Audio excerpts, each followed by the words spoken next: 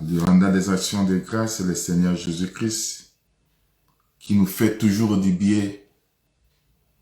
Le bonheur que nous avons aujourd'hui, c'est d'être auprès de Jésus, d'être à côté de sa parole. Surtout dans ces moments difficiles que nous sommes en train de traverser, sans Dieu, il n'y a rien. Nous sommes en train de parler sur Jésus. Et aujourd'hui, c'est la 7e partie que nous parlons sur Jésus-Christ et c'est lui qui est, qui était et qui vient. C'est lui le Tout-Puissant. Nous avons tiré sur Apocalypse chapitre 1er verset 8. Et de là, on est en train de faire expliquer que c'est lui, le Jésus, qui a existé. C'est lui le sommet de la montagne. C'est celui le plus élevé. C'est celui-là qui a existé. Avant qu'il ne soit, il a existé avant. Avant le commencement de toutes choses, lui a existé parce que tout était exécuté par lui. C'est à travers la parole de Dieu que Dieu a tout créé.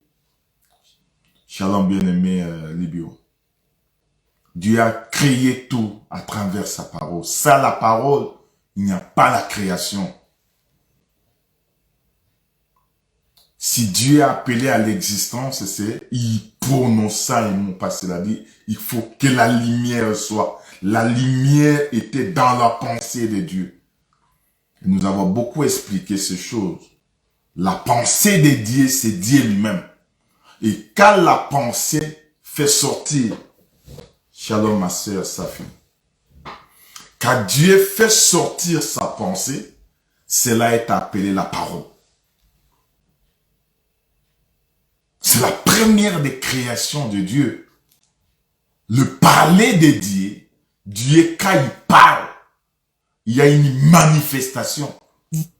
Oh, pour que ça puisse être exécuté, c'est à travers sa parole. C'est pourquoi Jean, chapitre 1er, a dit, au commencement était la parole. La parole était avec Dieu. La parole est Dieu. Dans l'autre version, on dit, la parole est la maison de Dieu. C'est là où Dieu habite. La plénitude de Dieu est dans la parole de Dieu. Écoute frère, nous avons parcouru tout ça en montrant au peuple de Dieu, en donnant cette sagesse aux hommes. Et il y a des gens qui sont sensibles de comprendre ce que Dieu voudrait s'exprimer, ce que Dieu voudrait parler à son peuple. Parce que Dieu a sa manière de parler. Et la manière de Dieu de parler, il ramène les gens au commencement. Et aujourd'hui, nous voudrions un peu expliquer. Parce que la sagesse de Dieu, Paul, quand il est en train de voir, il dit, dans 1 Corinthiens chapitre 1er, verset 21, il dit, car puisque le monde avec sa sagesse n'a point connu Dieu, il a pris en Dieu dans sa sagesse de sauver les croyants par la folie de la prédication. C'est à travers la folie de la prédication que Dieu sauve les croyants. Sans la prédication de la croix, il n'y a pas la vie. Il n'y a pas la vie. Et il renchérit dans 2 Corinthiens, dans son verset 13. Il dit, et nous en parlons, non avec le discours qu'enseigne la sagesse humaine, mais avec ceux qui enseignent l'esprit, employant un langage spirituel pour les choses spirituelles. Mon frère John, je vous salue. Il emploie un langage spirituel pour les gens spirituels, pour les hommes spirituels. Le langage spirituel n'est pas donné aux gens charnels, parce qu'un charnel ne comprend pas les choses de Dieu. Quand vous voyez dans le verset 14, il dit, mais l'homme naturel, c'est l'homme charnel, n'accepte pas les choses de l'esprit de Dieu, car elles sont une folie pour lui. Un homme est naturel quand tu lui parles de ces choses. Tu lui parles de Christ. Lui te comprend autrement. Or, Christ, c'est un mystère. La Bible dit que le mystère caché de tous les temps, c'est le Seigneur Jésus-Christ. Et tu vas comprendre Éphésiens. Éphésiens chapitre 3. Je suis en train de chercher les versets. Je prends le verset 9. Et de mettre en lumière le moyen de faire connaître le mystère caché de toute l'éternité en Dieu, qui a créé toutes choses. C'est pourquoi les dominations, les autorités dans les lieux célestes connaissent aujourd'hui par l'Église la sagesse infiniment variée de Dieu. L'Église aujourd'hui découvre ces mystères. L'Église aujourd'hui, ce qui était caché depuis l'éternité, Dieu a révélé à son épouse. Dieu a révélé, frère, un homme, c'est celui qui ne cache rien à son épouse. Aujourd'hui, Jésus se déverse dans son église. Je prends le verset 11. Selon le dessein éternel qui a mis à l'exécution par Jésus-Christ, notre Seigneur. À lui, nous avons, par la foi à lui, la liberté de nous approcher de Dieu avec confiance. Si on s'approche de Dieu avec confiance, c'est à travers Jésus-Christ, à travers la parole, à travers le mystère caché. Parce que savoir Christ, c'est tout un mystère, frère. Quand toi, tu vois Christ dans ta vie, savoir, avoir la connaissance de Christ, c'est un mystère révélé. Nous prenons Colossiens chapitre 2. Quand je prends le livre de Colossiens chapitre 2, je prends son verset 2. Afin qu'il ait le cœur rempli de consolation, qu'il soit uni dans l'amour et enrichi d'une pleine intelligence pour connaître les mystères de Dieu, savoir Christ. Mystère dans lequel sont cachés tous les trésors de la sagesse et de la connaissance. Les mystères de Dieu qui étaient cachés depuis longtemps, c'est savoir Jésus, savoir Christ. Et quand toi tu as Christ avec toi, Paul nous dit que afin qu'il ait le cœur rempli de consolation. C'est-à-dire que pour que tu aies la consolation,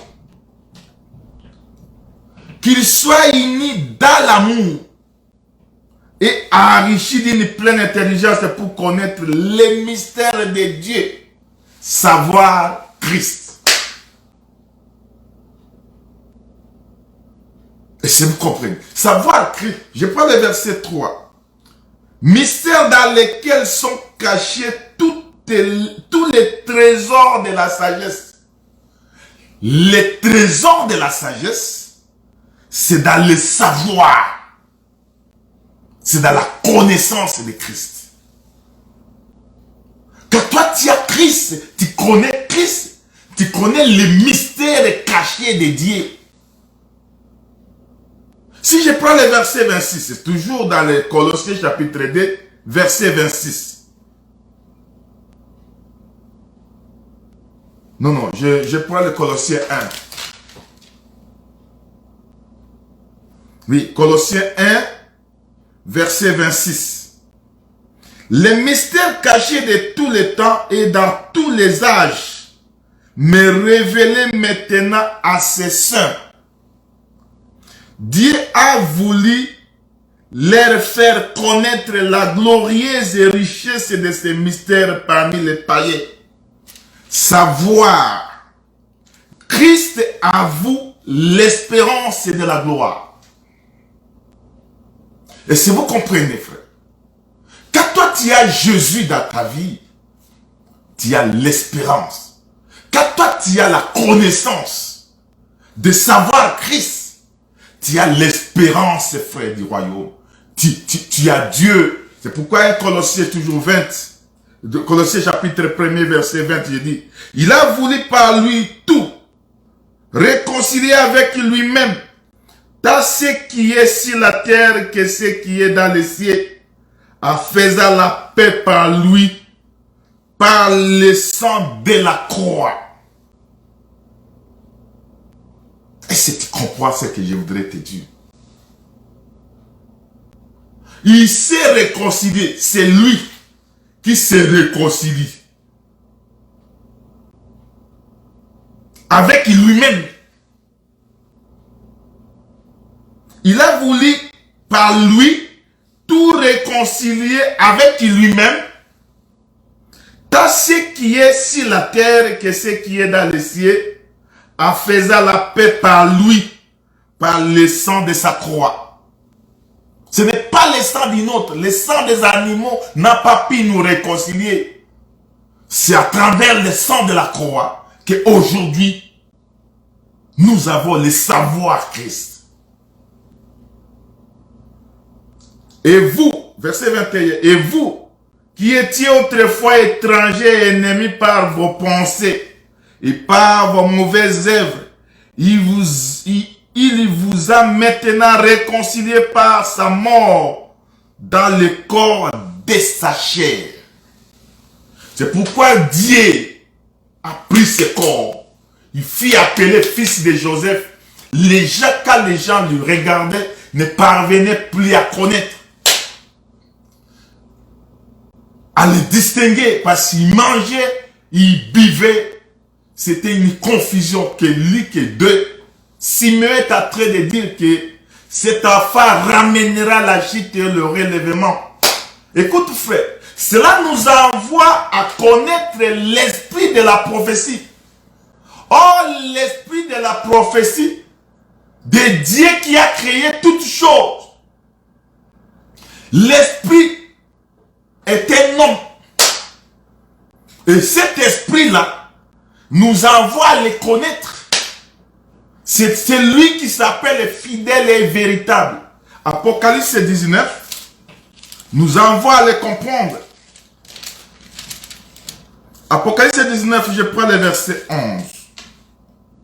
Puis j'ai vu le ciel ouvert et voici paru un cheval blanc. Celui qui le montait s'appelait fidèle et véritable. Et il juge et combat avec justice. Voir le ciel ouvert ici, c'est-à-dire le ciel était fermé. Quand le ciel est fermé, Dieu se cache, frère. Dieu ne se laisse pas voir.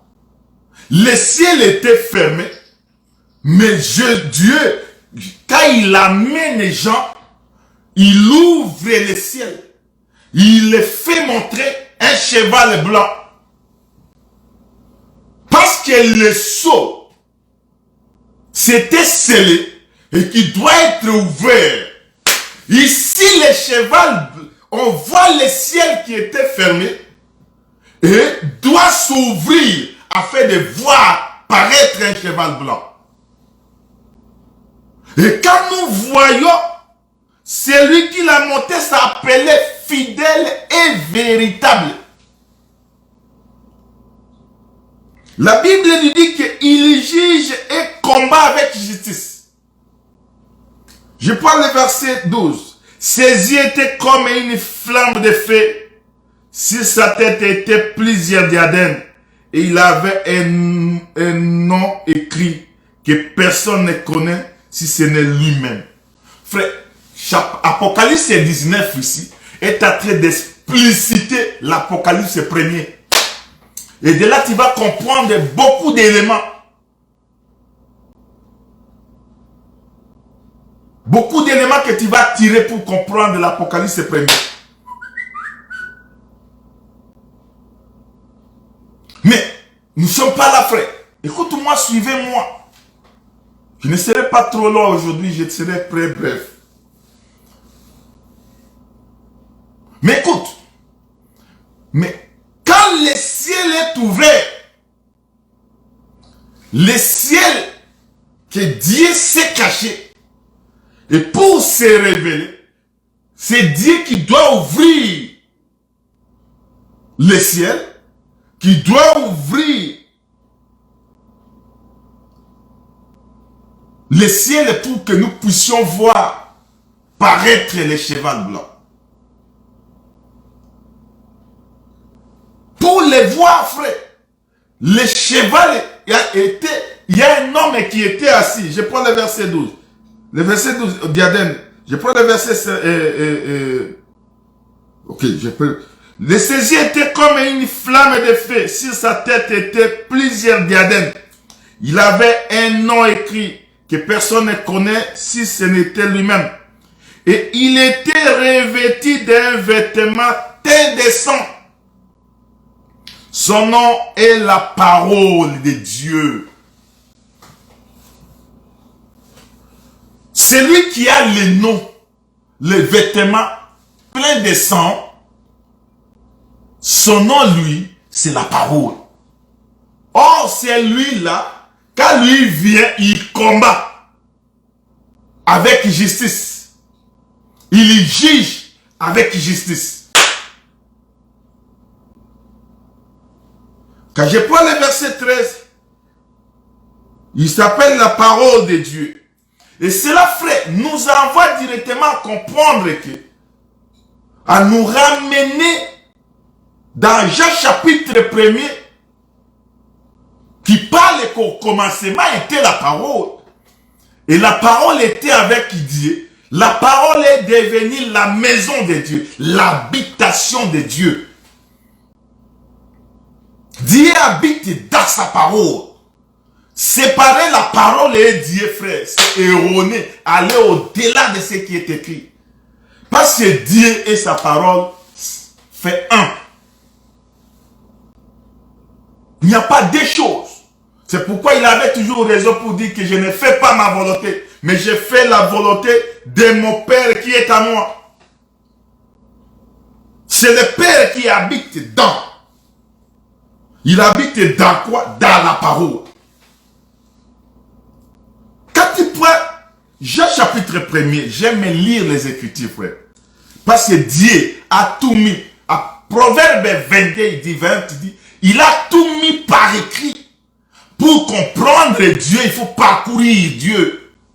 Parcourir les Écritures. Aller à l'intérieur. Parce que Dieu parle par des mots et par des termes. Et pour les comprendre, il faut utiliser, marcher avec lui pour les comprendre. Parce que sinon, frère, il va t'échapper. Si tu échappes, toi là, tu vas retourner à parler de la Trinité. Et tu ne comprends pas la Trinité. C'est quoi? Parce que tout frère, le mystère caché de tout l'État parle que de lui. Parce que la révélation de Christ, c'est tout un mystère. Écoute-moi, frère, écoute-moi. Je suis en train d'appeler lentement pour que tu puisses me comprendre.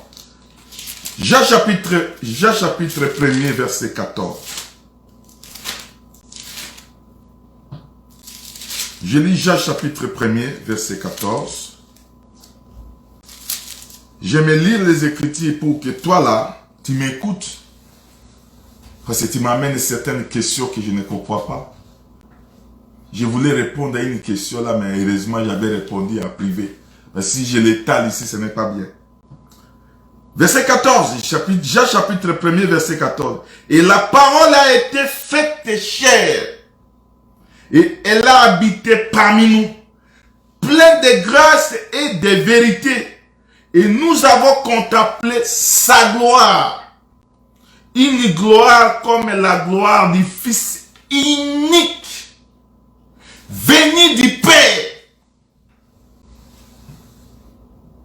Le Fils là a une gloire. Or le Fils, pour parler du Fils, on doit voir le Père et la Mère.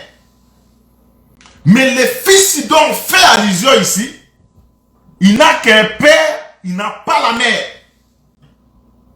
C'est-à-dire cet être ici, qu'on peut voir sortir de l'emballage, La Bible, même la femme s'étonnait pour dire que comment cette histoire va se faire parce que moi je n'ai pas encore connu d'homme. C'est pour dire que pour avoir l'enfant, il faut qu'il y ait lié. Crossing over. L'homme et la femme afin de produire. Shalom prophète Peter à Pâques. Il faut qu'il y ait les liens entre l'homme et la femme. Mais lui là, les dieux engendrés. C'est tout un Dieu qui s'est fait engendrer. Qui a pris une naissance.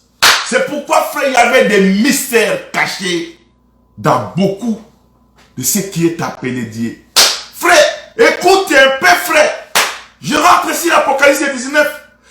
Ici, la Bible dit que le ciel qui était fermé, le ciel est ouvert. Quand le ciel est ouvert, c'est Dieu qui se laisse découvrir. Le Dieu qui était caché. Mais quand il ouvre le ciel, il se fait, frère, voir.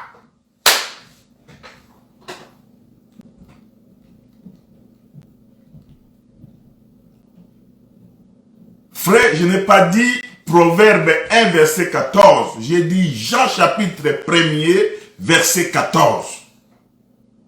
Parce que Proverbe 1, 14 ne parle pas de 1, 14 et de Jean 14.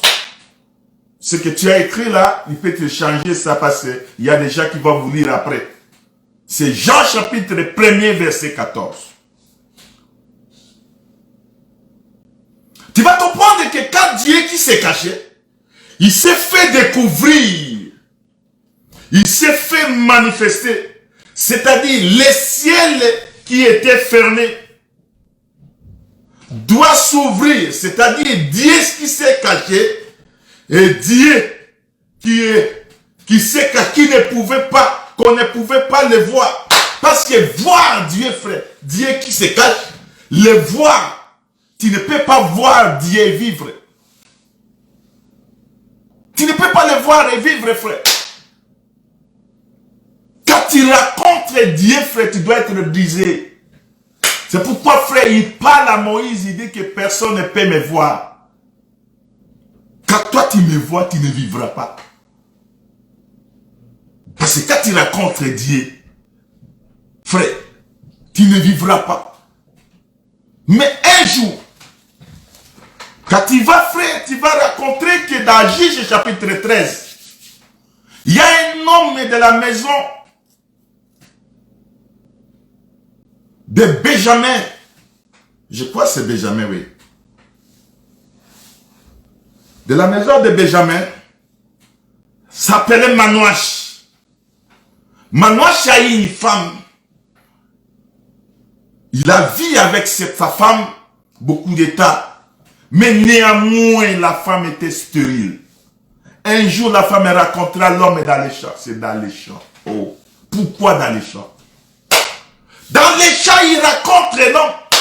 Et l'homme qui donne même la parole, que tu seras enceinte, il dit non, non, cette histoire, non. Il pas parler à son... Moi, je connais mon mari, il n'acceptera pas. Mon mari, il va croire comme si je me suis prostitué. Il faut que je lui parle. Il parle parler à ça. L'homme me dit non. Il fait une prière, il dit que l'homme qui a rencontré ma femme, je voudrais le rencontrer. Maintenant, la femme va encore au champ et voit l'homme. Parce que Dieu répond à la prière, frère. C'est toi qui ne crois pas, Dieu, mon Dieu, répond à la prière. Quand tu lui adresses la prière, lui répond. Quand l'homme s'est présenté encore devant la femme me dit, reste là, je n'ai pas appelé. Il est parti voir l'homme. L'homme vient, il écoute, il répète toutes les paroles que la femme a dit.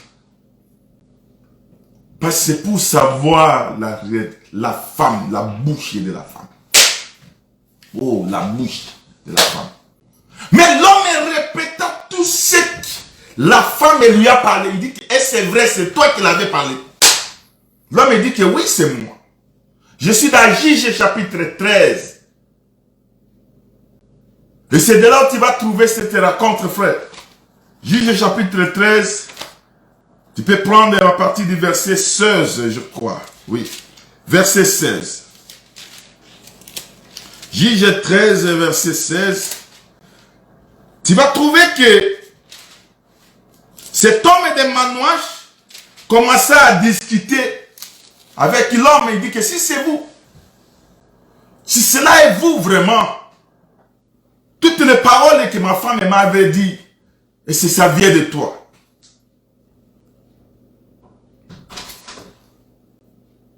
Verset 16. Si tu veux faire un holocauste, tu l'offriras à l'Éternel. Manouache. Bon, quand tu lis, tu commences par le verset 16, 15, vous descendez. Verset 17. Manouache dit à l'âge de l'Éternel, quel est ton nom? Parce qu'on ne peut parler à un homme, il faut le connaître. Connaître cet homme-là. Quel est ton nom? Écoute la réponse de l'âge de l'Éternel. Pourquoi demandes-tu mon nom? Il est merveilleux. Oh, les noms merveilleux. C'est ça même, Ésaïe chapitre 9, verset 5. L'admirable. Son nom, il est admirable. Pourquoi demandes-tu mon nom? Il est merveilleux. Écoute, il dit ceci. Manouache prit les chevreaux et l'offrande et il fit un sacrifice à l'Éternel sur les rochers. Il s'opéra un prodige. Pendant que Manouache et sa femme regardaient, comme la flamme montait de dessus l'autel vers le ciel, l'ange de l'Éternel monta dans la flamme de l'autel à cette vie. Manouache et sa femme tombèrent la face contre terre. Écoutez la question. Manouache, et il dit à sa femme, nous avons mouru, car nous avons vu Dieu. C'est-à-dire, quand toi tu vois Dieu, tu dois mourir. C'est quand même frère. Quand tu rencontres Dieu, Dieu va te tuer. On ne rencontre pas Dieu et rester les mêmes frères. Quand on voit Dieu, Dieu va te tuer, va changer la vieille homme. Il va changer ton ancienne vie. Et il va te ramener un homme nouveau. C'est pourquoi, frère, quand on rencontre Dieu, Dieu doit changer. Il dit, nous avons vu l'âge de l'Éternel, nous allons mourir. C'est-à-dire, quand tu rencontres l'âge de l'Éternel, tu dois mourir. Ce n'est pas seulement Manouache qui a raconté. Parce que l'âge de l'Éternel, c'est l'Éternel lui-même. Écoutez, il y a un verset là en haut. Et il y a un verset là que Manouache avait dit. Demandez, Manouache prit le chèvre, le flamme.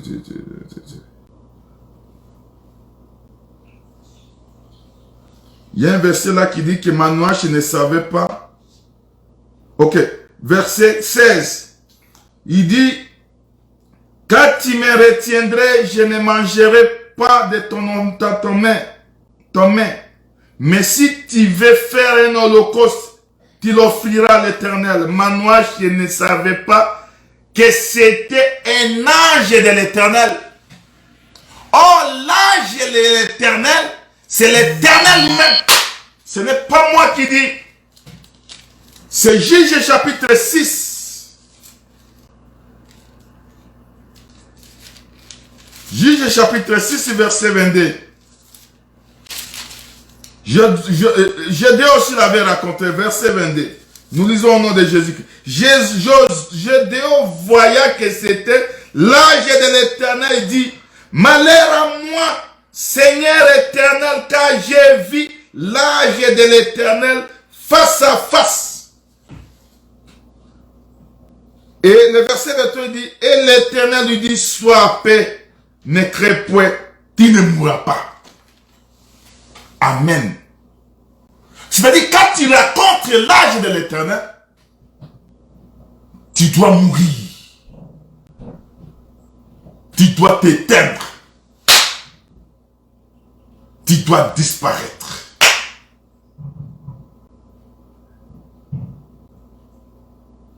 Tu ne peux pas exister, frère.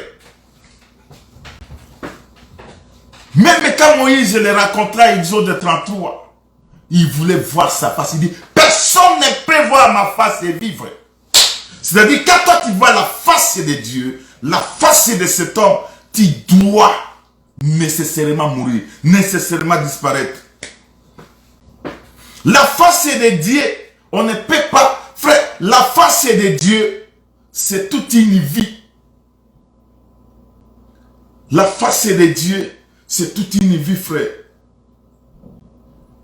Quand toi tu vois la face de Dieu, tu dois être sauvé. Je cherche un verset là. Je cherche un verset, frère.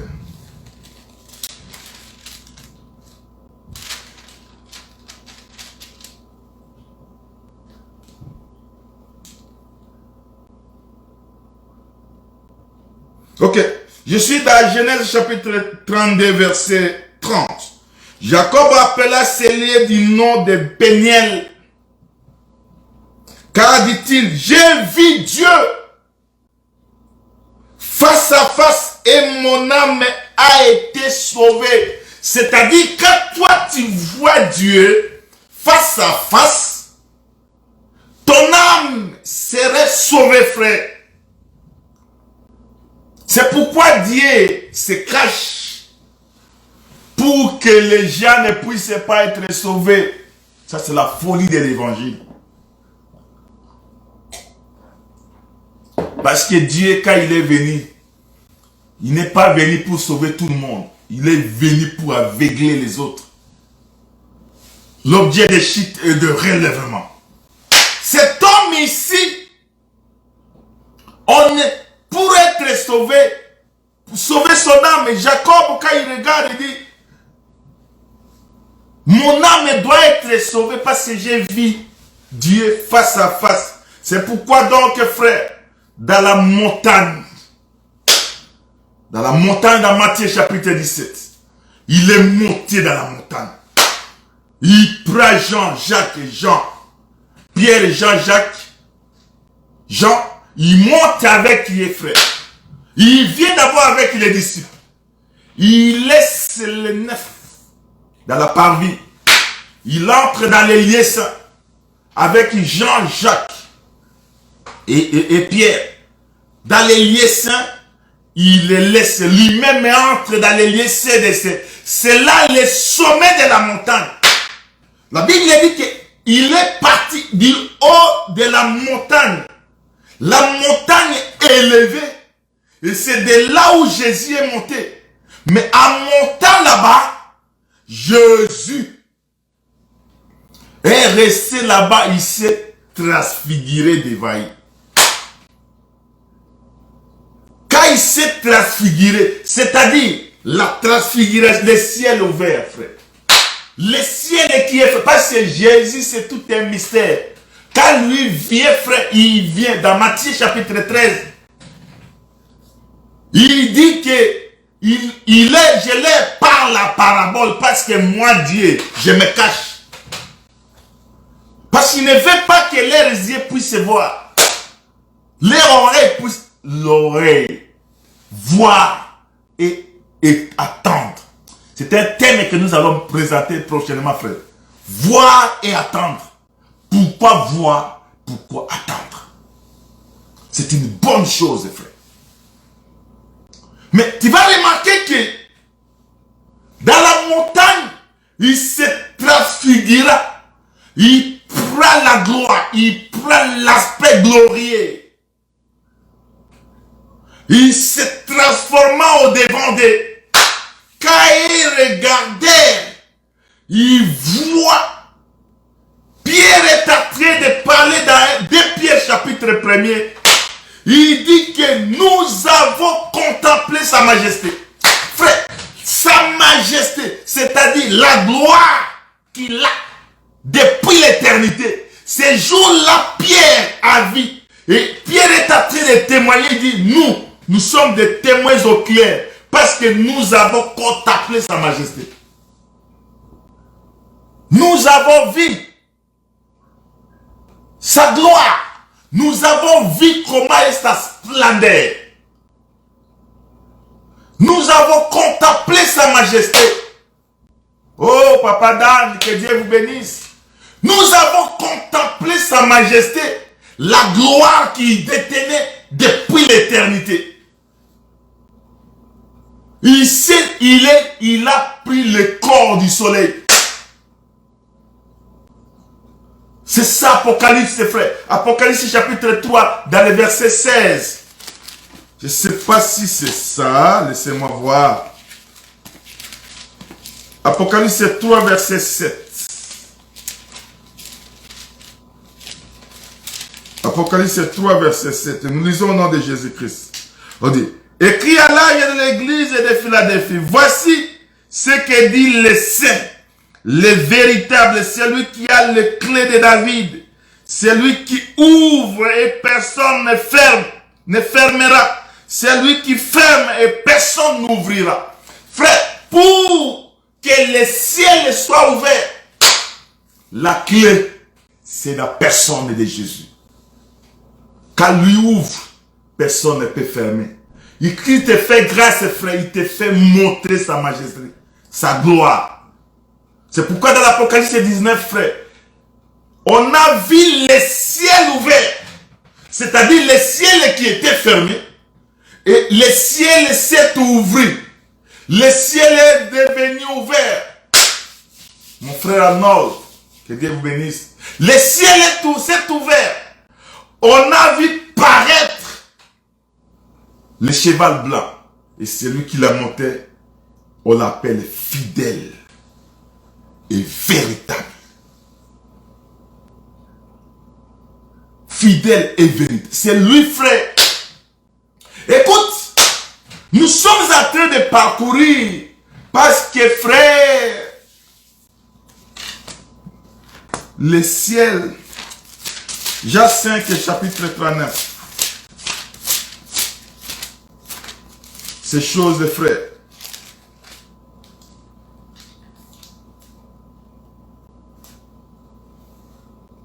Vous sondez les Écritures. J'ai dit Jean 5, verset 39. Vous sondez les Écritures parce que vous pensez avoir en elles la vie. Si nous sondons les Écritures, c'est parce que nous croyons avoir la vie éternelle, pas n'importe quelle vie, frère, parce que tu peux avoir la vie sur la terre. La vie en Europe, la vie au Canada, en Amérique, en Océanie, à l'Asie. Rien, frère. La vie, c'est le Seigneur Jésus-Christ. En dehors de Jésus, il n'y a pas la vie. Je te dis, toi là, qui tu as toujours ton riat et tes prières toujours, allez telle place, c'est bon, parce que nous sommes ici la terre. Mais la vraie vie, c'est la vie éternelle. C'est avoir Jésus-Christ à toi. C'est le tout. Le reste, c'est rien. Comprends-moi, frère. Vous sondez les Écritures parce que vous pensez avoir en elles la vie éternelle. Ce sont elles qui rendent témoignage de moi. Cette parole n'est pas la parole de Franck. C'est le maître des temps et des circonstances. Si vous sondez les Écritures, sondez les Écritures. Dieu, c'est un mystère. Nous avons reçu un esprit qui sonde la pensée cachée de Dieu. Qui doit entrer dans la profondeur pour chercher qui est Dieu. Un enfant de Dieu On ne peut pas marcher avec. Frère, c'est pourquoi aujourd'hui, il y a la magie en église. Il y a les gens qui prêchent chez Jésus avec des bagues. Bague magique, il va dans le monde de l'oubli. Il vient pour persuader, frère, malheur à toi. Toi qui m'écoutes, on ne se moque pas de Dieu. Ce qu'un homme aura semé, c'est ce qui moissonnera. Crois, Seigneur Jésus-Christ, aujourd'hui, tant que la vie est encore là. De mes frères, on ne cherche pas Dieu avec des bagues, des magies. Il faut toujours, il y a quelqu'un qui m'a dit, apôtre, quels sont des miracles? Frère, le miracle. Les apôtres ont fait le miracle aujourd'hui. C'est le mystère caché qui est révélé à nous. C'est l'enseignement véritable de la parole de Dieu qui ouvre les ciels. Et les ciels qui étaient fermés et nous donne l'accès d'entrer directement. Nous voyons les ciels et on amène ce qui était caché chez les gens. C'est les gens de cette terre. Frère, pourquoi vous sondez les Écritures? Pourquoi, frère, les Écritures que nous sondons, c'est pour chercher la vie éternelle. Oh, la vie éternelle est venue avec Jésus. C'est lui le seul, frère. Quand je lis Jean chapitre 1er, verset 47, Philippe rencontra Nathanaël et lui dit, nous avons trouvé celui qui Moïse a écrit dans la loi et dont les prophètes ont parlé. Jésus de Nazareth, fils de Joseph. Oh! Jésus de Nazareth, fils de Joseph, c'est celui-là dont les prophètes, Moïse lui-même a parlé. Les prophètes ont prophétisé. Les gens du temps ancien ont parlé de lui. Mais quand Philippe raconte Nathanaël, il lui dit que nous l'avons rencontré. Nathanaël lui dit, peut-il venir de Nazareth? Frère, là où le monde ne voit pas, Dieu a donné ce mystère à l'église. La sagesse est finement variée. C'est révélé. Aujourd'hui, frère, l'église a la capacité de savoir le cachet de Dieu. Dieu s'est révélé à son église. Il a donné la parole à l'église. Aujourd'hui, l'église est fondée dans l'enseignement de Jésus-Christ. L'église est ainsi. Parce que la venue de cet homme-là, frère, enverra les gens à consulter les livres. Frère, écoutez un peu ici. Il dit, fils de Joseph. Ici, ça nous envoie à parler de la généalogie. Je ne te parle pas de la généalogie aujourd'hui parce qu'il y a la généalogie. La généalogie de Matthieu et la généalogie de Luc. Luc, quand il est en train de parler de la généalogie de Jésus, il commence par Joseph et il remonte jusqu'à Adam.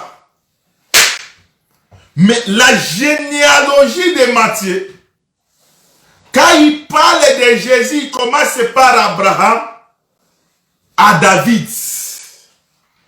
Et de là, il voit des générations à Jésus. On en parlera un jour, frère. Je voulais seulement te faire dire que va lire cette généalogie. Mais nous, on va en parler un jour. Mais comme que notre temps est limité, on est sur les réseaux sociaux. On ne peut pas toucher beaucoup d'ombre. Parce que ça va nous amener dans d'autres bandes d'autoroute. Mais écoute, frère.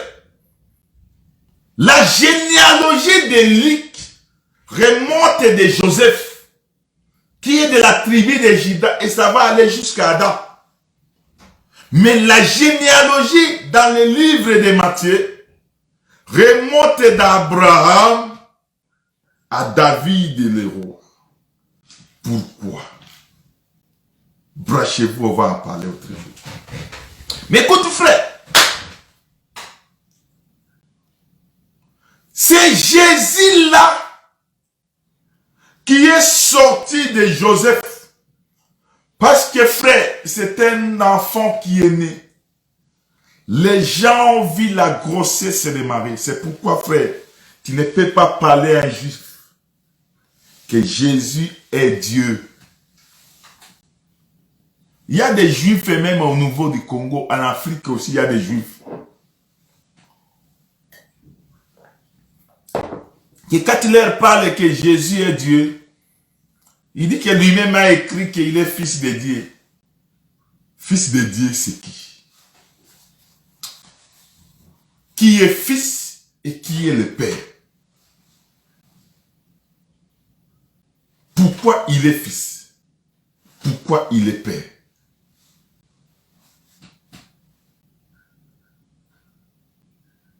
Or, le fils, c'est celui qui porte le père. Or, le père, c'est celui qui porte aussi le fils dans son entraille. Quand la faille est à l'intérieur, il sort. Il y a beaucoup de choses à parler ici. Écoute-moi, frère.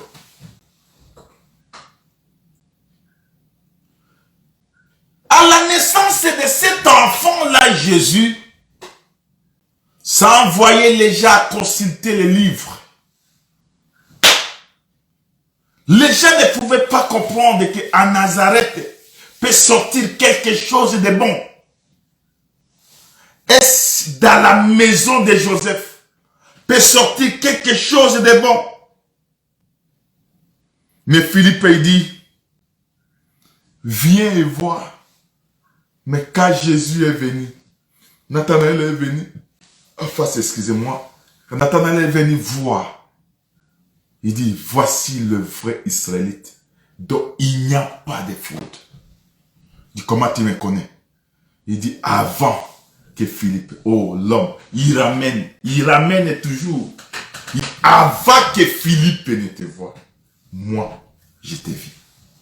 C'est pourquoi, frère, quand tu viens dans la maison de Dieu, tu viens dans l'église, toi, serviteur de Dieu qui se glorifie aujourd'hui, qui dit, c'est moi, toi qui, tu n'es rien qu'un morceau de terre, un esprit démoniaque.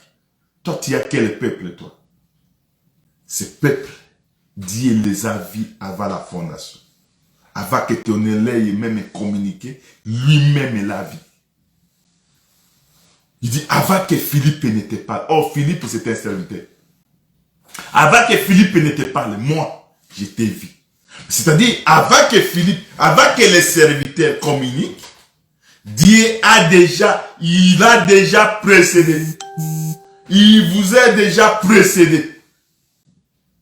C'est-à-dire, il précède toujours. Toi, tu viens seulement exécuter.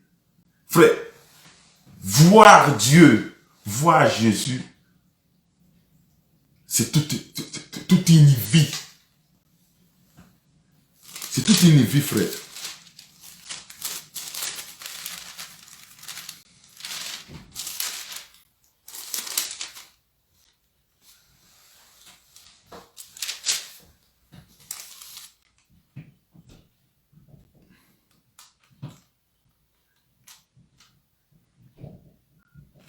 Ils ont consulté les livres.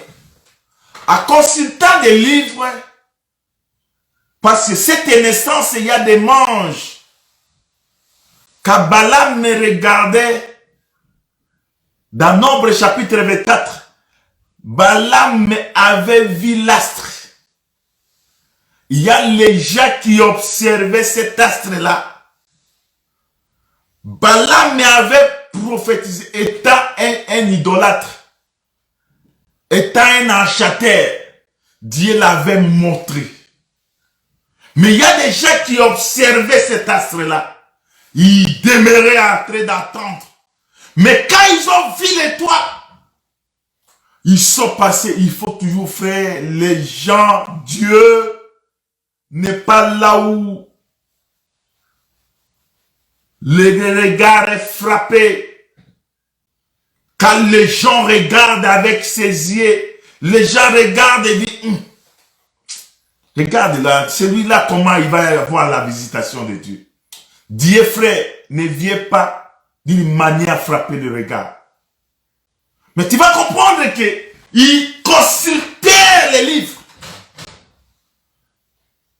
Quand je lis Jean chapitre 7, verset 42, la Bible dit, l'écriture ne dit-elle pas? Je prends le verset 21, Jean chapitre 7, verset 41. Je commence par le verset 40. Des gens de la foule ayant entendu ces paroles disaient, celui-ci était vraiment le prophète. D'autres disaient, c'est le Christ. Et d'autres disaient, et c'est bien de la Galilée que doit venir le Christ. Écoutez le verset 42. L'écriture ne dit-elle pas que c'est de la postérité de David et du village de Bethléem où était David que le Christ doit venir?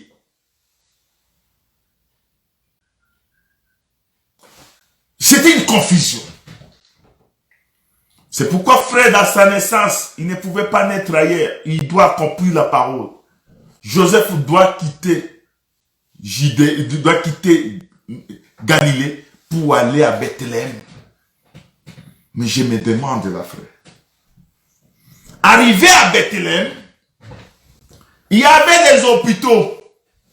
Mais la Bible nous dit que même les hôpitaux ces jours-là étaient pleins. Alléluia. Là où la femme doit accoucher, il n'y avait pas une place. Dans les hôtelleries, il n'y en avait pas. Dans des maisons de femmes sages, il n'y en avait même pas de place. Pour seulement aller trouver une place dans les mangeoires des animaux. C'est là où Joseph est devenu accouché. Oh! Joseph est devenu lui-même l'accouché.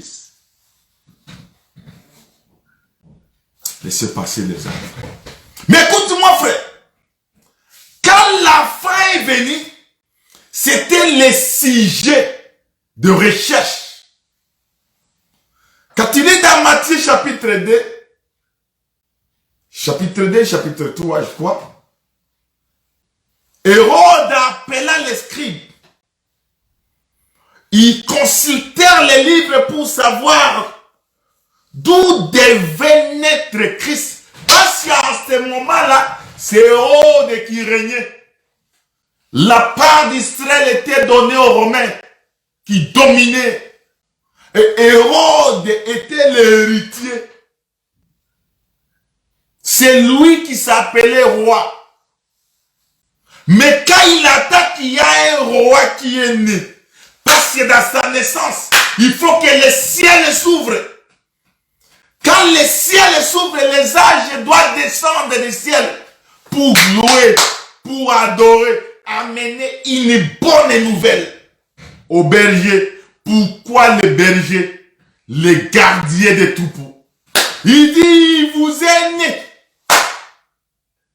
dans un mangeoire, là où vos baies sont en train d'être abreuvées. Dans le mangeoire, là, il y a un animal. Il y a de la nourriture. Pourquoi garder les baies? Vas-y, faire mangeoire. Faire manger vos baies. Parce que lui, frère, c'était toute une nourriture. Et on a amené les bergers, les bœufs, les brebis. Ils sont venus adorer. C'était un sujet de recherche, frère. Les gens cherchaient à savoir et à comprendre quoi. Jean 8, 42. Je commence par le verset. Oui, je prends le verset 42. Jésus leur dit, si Dieu était votre Père, vous m'aimeriez, car c'est de Dieu que je suis sorti et que je viens. Je ne suis pas venu de moi-même, mais c'est lui qui m'a envoyé.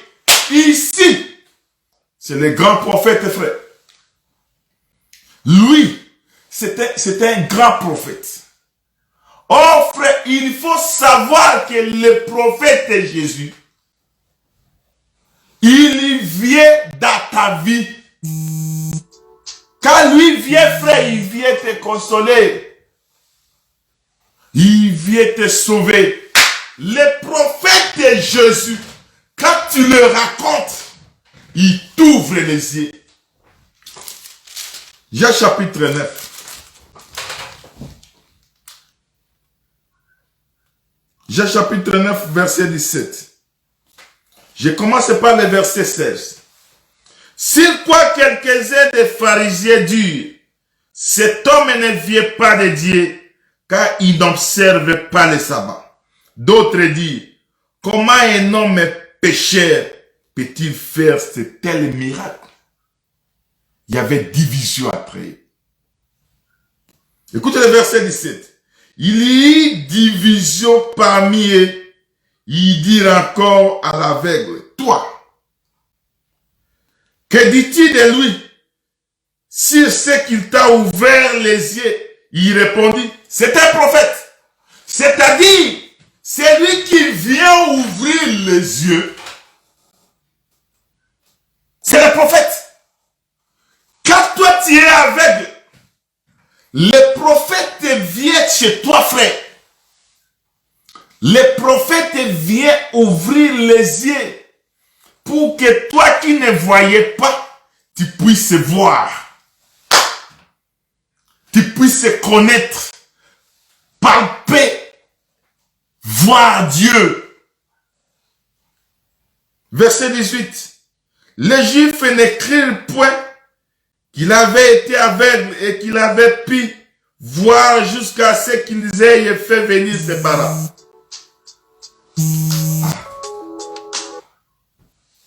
Faire venir ses parents. Excusez-nous parce qu'il y avait un appel là qui nous a coupé.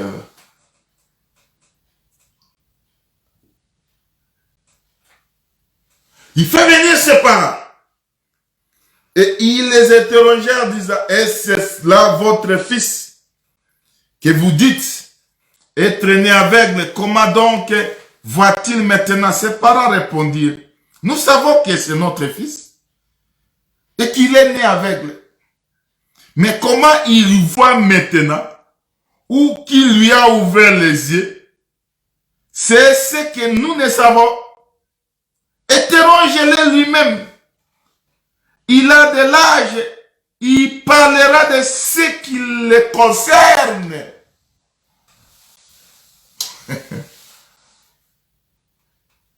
Il a de l'âge. Nous savons. Toi, hier, on te connaissait. On te voyait avec les frères. Toi, là, tu ne voyais rien. Tu ne comprenais rien. On te voyait rien.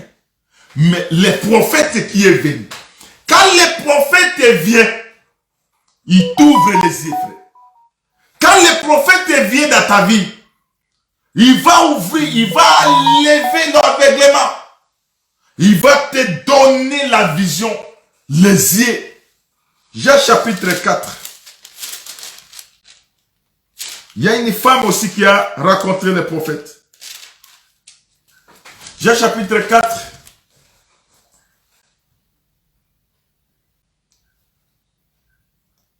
Je prends le verset 18. Car tu as eu 5 maris, et celui que tu as maintenant n'est pas ton mari. À cela tu as dit vrai. Seigneur, lui dit la femme, je vois, tu es prophète. C'est-à-dire, le prophète, quand il vient, frère, il révèle les cachets. Il prend les choses cachées, il étale cela. Le prophète, quand il vient, il te donne les yeux. Et il y a des gens aujourd'hui qui sont toujours aveugles. Ils ne parviendront jamais à comprendre les prophètes. Or, le prophète qui est venu, c'est le Seigneur Jésus-Christ. Quand lui vient dans ta vie, frère, quand lui vient sur toi, il te donne les yeux. C'est pourquoi Luc chapitre 24, je prends le verset 19, je suis en train de donner les versets pour que toi, tu puisses t'enrichir du grand prophète. Le prophète est puissant. Verset 19. Et il lui dit, écoute, l'un des nommés Cléopas lui répondit, est-il le seul qui séjourne à Jérusalem, ne sachant pas qu'il est arrivé ce jour-ci? Quoi dit-il? Quoi leur dit-il?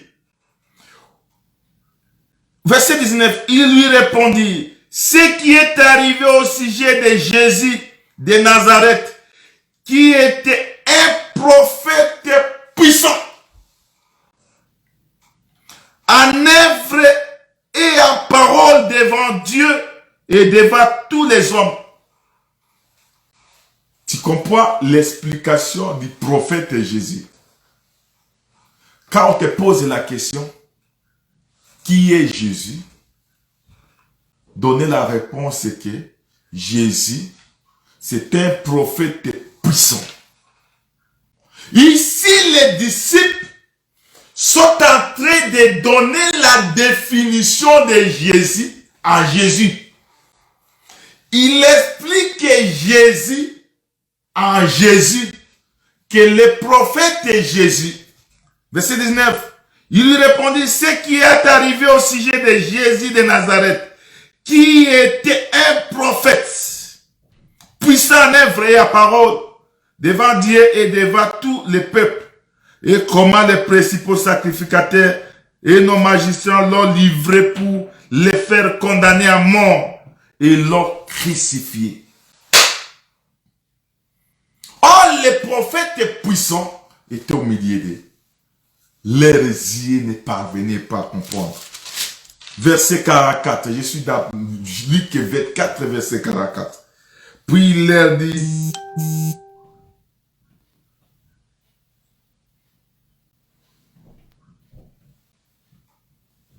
je cherche un verset, frère.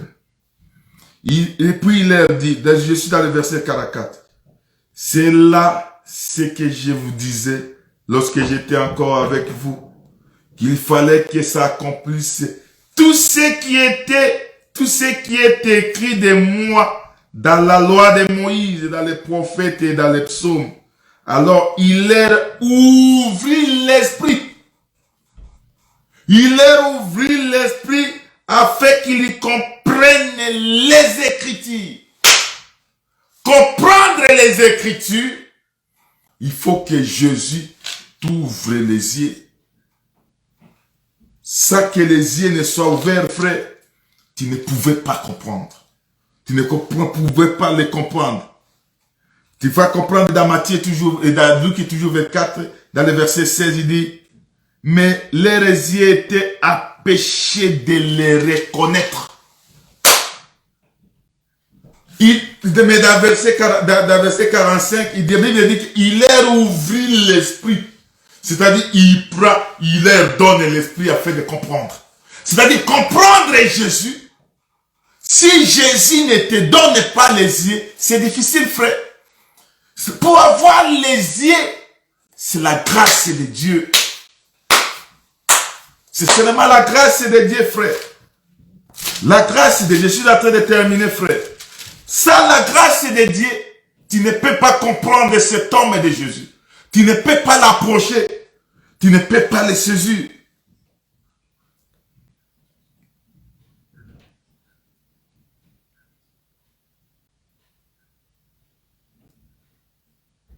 C'est pourquoi, frère, quand tu vas regarder dans Jean chapitre 10, verset 32 là, Jésus est en train de nous parler, il dit, Jésus leur dit, je vous ai fait voir plusieurs bonnes œuvres venant de mon Père, pour laquelle mais lapidez-vous. Les Juifs lui répondirent, ce n'est point pour une bonne œuvre que nous te lapidons, mais pour un blasphème. Nous avons répété ces versets la fois passée.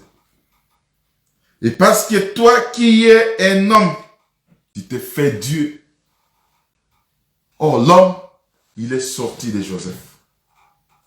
L'homme, les gens lui regardaient. Il le regardait comme fils de Joseph.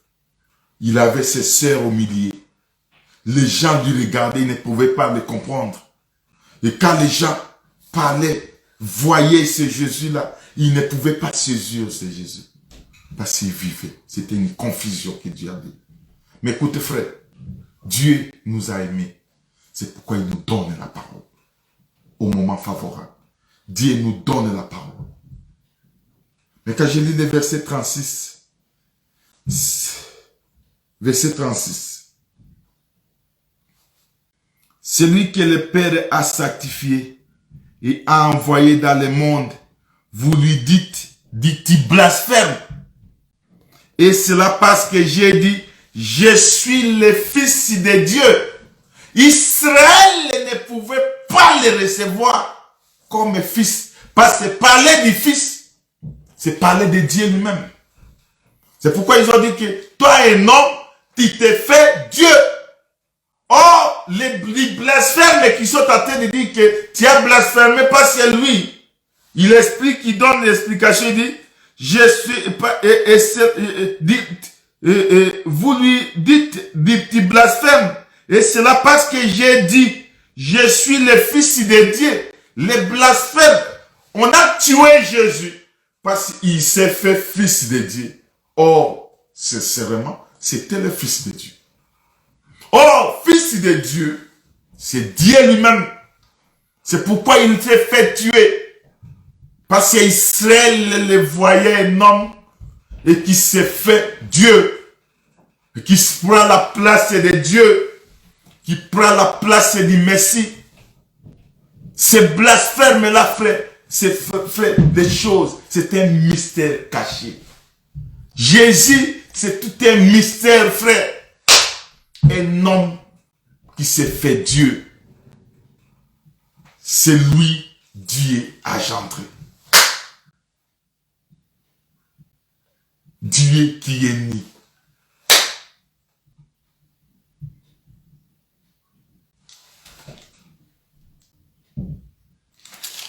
Dieu qui est né, frère. Je suis en train de chercher un verset là.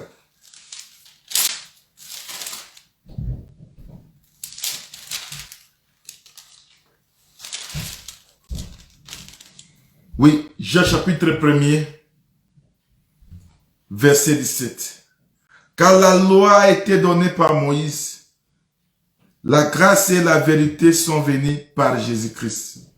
Personne n'a jamais vu Dieu. Dieu le Fils unique. Dieu le Fils unique qui est dans le sein du Père. Et c'est lui qui l'a fait connaître. Or, dans Jean 17, il dit, j'ai fait connaître ton nom. Or, la révélation de Christ, frère, c'est un mystère que je suis en train de terminer. C'est un mystère caché. La révélation de Christ, c'est un mystère caché. C'est pourquoi, frère, nous ne terminons pas ces versets. Quand Paul est en train d'expliquer ces choses, il explique les gens. Il dit, je suis dans Romains chapitre 16. Je prends les versets 24. Que la grâce de notre Seigneur Jésus-Christ soit avec vous tous. Amen. À celui qui peut vous affermir selon mon évangile et la prédication de Jésus-Christ, conformément à la révélation du mystère caché pendant des siècles. Je répète le verset 25. À celui qui peut vous affermir selon mon évangile et la prédication de Jésus-Christ conformément à la révélation. À la révélation du mystère caché pendant des siècles, mais manifesté maintenant par les écrits des prophètes, d'après l'ordre de Dieu éternel, et porté à la connaissance de toutes les nations, afin qu'elles obéissent à la foi. Cette révélation, frère, nous porte à l'obéissance d'obéir à la parole de Dieu. Un enfant de Dieu n'est pas un crédit à la parole de Dieu. Un enfant de Dieu, c'est celui qui prend la parole de Dieu. Je dis bien la vraie parole de Dieu. Et la met en pratique. Le mystère caché de tous les temps, c'est le Seigneur Jésus-Christ. C'est celui-là, frère, que les livres étaient sondés. Vous sondez les Écritures et vous cherchez à trouver la vie éternelle en elle. C'est de Jésus qui tout parle. C'est Jésus qui est tout. Tout est la révélation de Dieu. C'est le Seigneur Jésus-Christ, c'est le mystère caché. Frère, il vient bientôt. Jésus vient. Mais aujourd'hui, il a donné sa parole à son peuple. Est-ce que mon Dieu vous bénisse? Au nom de Jésus-Christ, Amen. Il y a plusieurs demeures dans la maison de mon Père. Si cela n'était pas, je vous l'aurais dit. Je vais vous préparer une place. Et lorsque je m'en serai allé et que je vous aurai préparé une place, je reviendrai et je vous prendrai avec moi, afin que là où je suis, vous y soyez aussi. Vous savez où je vais, et vous en savez le chemin. Je suis le chemin, la vérité et la vie. Nul ne vient au Père que par moi. Si vous me connaissiez, vous connaîtriez aussi mon Père, et dès maintenant vous le connaissez, et vous l'avez vu. Il y a si longtemps que je suis avec vous. Celui qui m'a vu a vu le Père. Les paroles que je vous dis, je ne les dis pas de moi-même, et le Père qui demeure en moi, c'est lui qui fait les œuvres. Croyez-moi, je suis dans le Père, et le Père est en moi. Tout pouvoir m'a été donné dans le ciel et sur la terre. Abraham, votre père, a tressailli de joie de ce qu'il verrait mon jour. Il l'a vu, et il s'est réjoui. Et je vous le dis, avant qu'Abraham fût, je suis. Allez par tout le monde et prêchez la bonne nouvelle à toute la création. Celui qui croira et qui sera baptisé sera sauvé, mais celui qui ne croira pas sera condamné. Si tu confesses de ta bouche le Seigneur Jésus, et si tu crois dans ton cœur que Dieu l'a ressuscité des morts, tu seras sauvé. Je m'étonne que vous vous détourniez si promptement de celui qui vous a appelé par la grâce de Christ pour passer à un autre évangile. Non pas qu'il y ait un autre évangile, mais il y a des gens qui vous troublent et qui veulent renverser l'évangile de Christ. Mais quand nous-mêmes, quand un ange du ciel annoncerait un autre évangile que celui que nous vous avons prêché, qu'il soit anathème. Tout pouvoir m'a été donné dans le ciel et sur la terre. Et je vous le dis, avant qu'Abraham fût, je suis. Je suis l'alpha et l'oméga, le premier et le dernier, le commencement et la fin. Nul ne vient au Père que par moi. Que la grâce du Seigneur Jésus soit avec tous.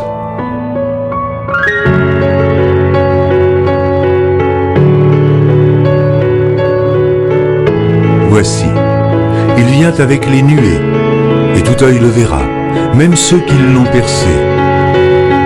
Et toutes les tribus de la terre se lamenteront à cause de lui. Oui. Amen. Je suis l'alpha et l'oméga, dit le Seigneur Dieu, celui qui est,